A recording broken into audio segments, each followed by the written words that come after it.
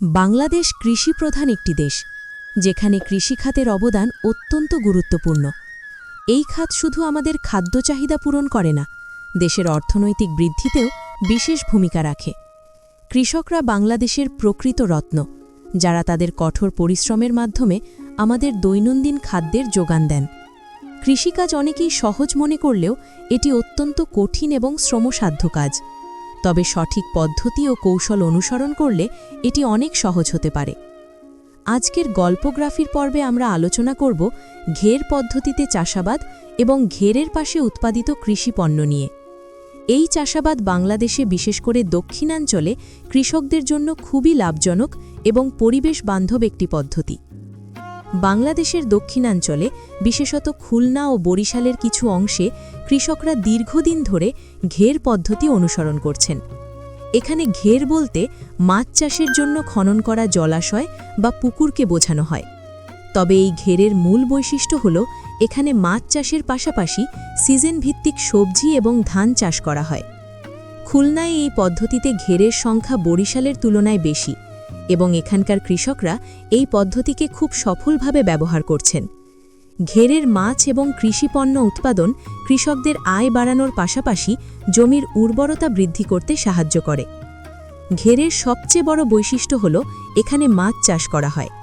মাছ চাষের মাধ্যমে একটি স্থায়ী সার ব্যবস্থা তৈরি হয়, কারণ মাছের মলমূত্র জমির উর্বরতা বৃদ্ধি করে।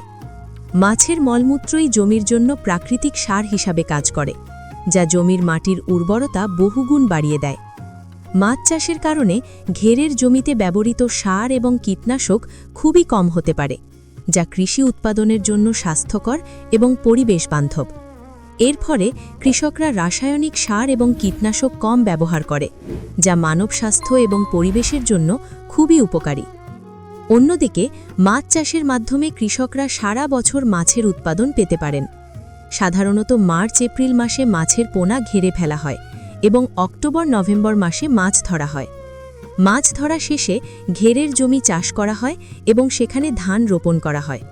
সুতরাং ঘেরের পদ্ধতিতে কৃষকরা বছরে দুটি পণ্য উৎপাদন করতে পারেন, একদিকে মাছ এবং অন্যদিকে ধান।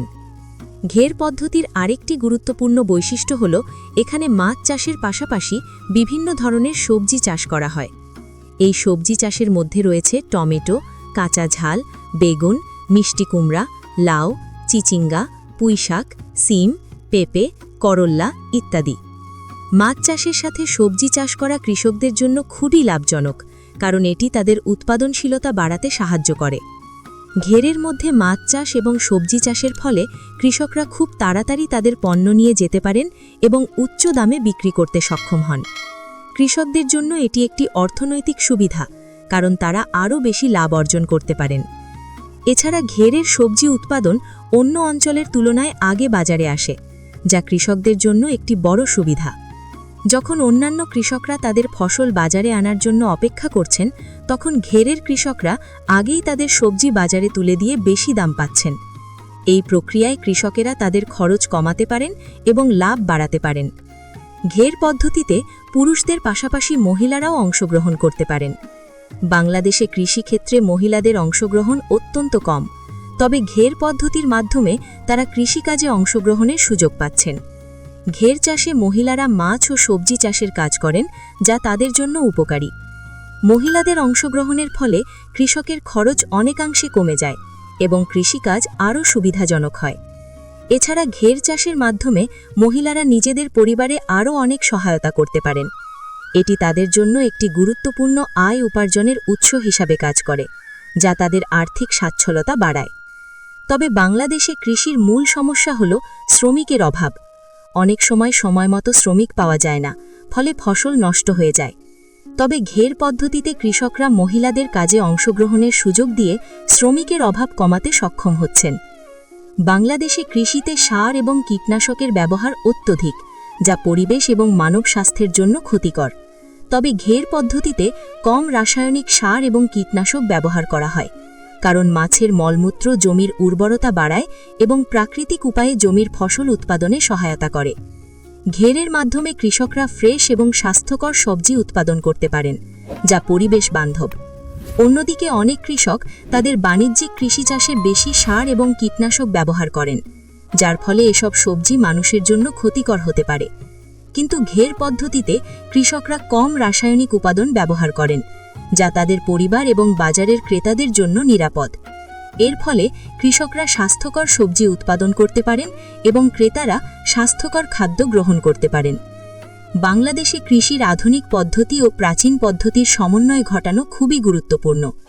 ঘের পদ্ধতিতে যেমন আধুনিক পদ্ধতি ব্যবহৃত হয়, তেমনি প্রাচীন পদ্ধতিও এখনও কিছু জায়গায় ব্যবহৃত হচ্ছে। উদাহরণস্বরূপ, গরু দিয়ে হাল চাষ করা একটি প্রাচীন পদ্ধতি, যা আজকাল অনেক জায়গায় প্রায় দেখা যায় না।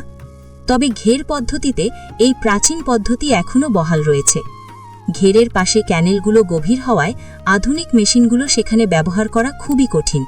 এজন্য কৃষকরা গরু দিয়ে হাল চাষ করেন, যা একটি ঐতিহ্যবাহী কৃষি পদ্ধতি। বাংলাদেশে ঘের পদ্ধতি একটি সফল এবং লাভজনক কৃষি পদ্ধতি হিসাবে উঠে এসেছে।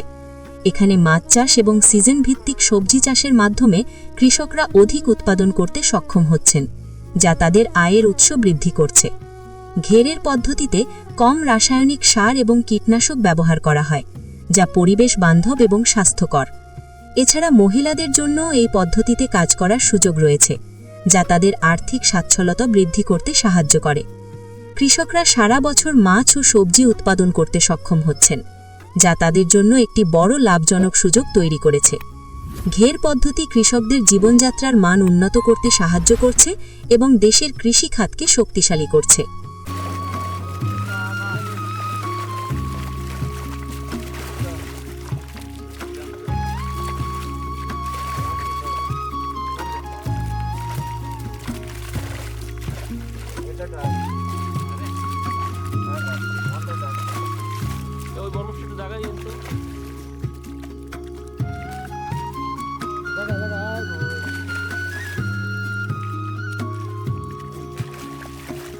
আপনি যদি গ্রাম বাংলা, ইতিহাস ও ঐতিহ্য নিয়ে ভিডিও দেখতে পছন্দ করেন, তাহলে আমাদের গল্পগ্রাফি ইউটিউব চ্যানেল সাবস্ক্রাইব করুন এবং আমাদের ফেসবুক পেজে ফলো দিন।